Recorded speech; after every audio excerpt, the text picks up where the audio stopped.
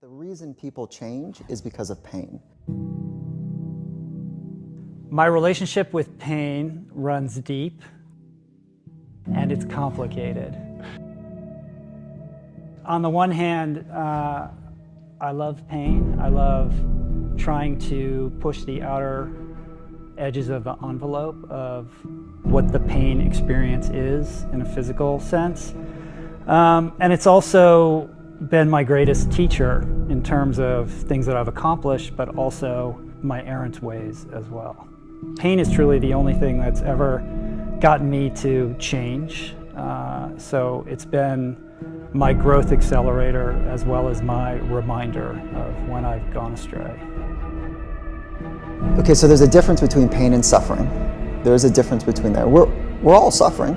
We all have suffering. We all have an emptiness or a dark place or corners inside of our spirit and our mind that are not fulfilled and watered and full. Like we all can relate to that. And when I'm talking about pain, I'm not necessarily talking about suffering, but acknowledging our suffering, being in touch with the pain, that's enough to say, when you're really honest, that's enough to say, I can't do this. I don't want to do this anymore. Like, this is not the person I want to become and be on a regular basis. If that's the case, if that assumption is right, then as a loved one, my job is to help you get real and experience those places as often as you can so that you make the declaration to say, no, that's not okay for me to feel and be this way on a regular basis. You know, we're so conditioned to avoid pain. Every message that we see, every billboard we see, every advertisement that we're exposed to is telling us that happiness can be purchased through comfort, through luxury, through ease. And that's sort of implicit in that is that that's how we find happiness. And I can tell you that I'm happiest and most alive when I'm butting up against the outer edges of my pain threshold. And I'm not afraid of it.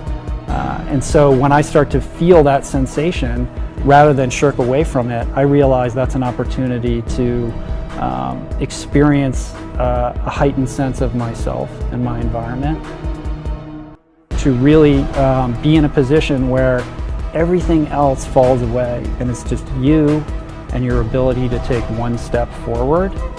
There's a purity to that again is another great teacher. And so in terms of techniques, I've just learned through experience that, just like David Goggins says, when the signals that you're receiving are telling you to stop, that you don't necessarily have to pay attention to that you are capable of so much more if you can develop the acuity, the presence of mind, and the wherewithal to then take that next step.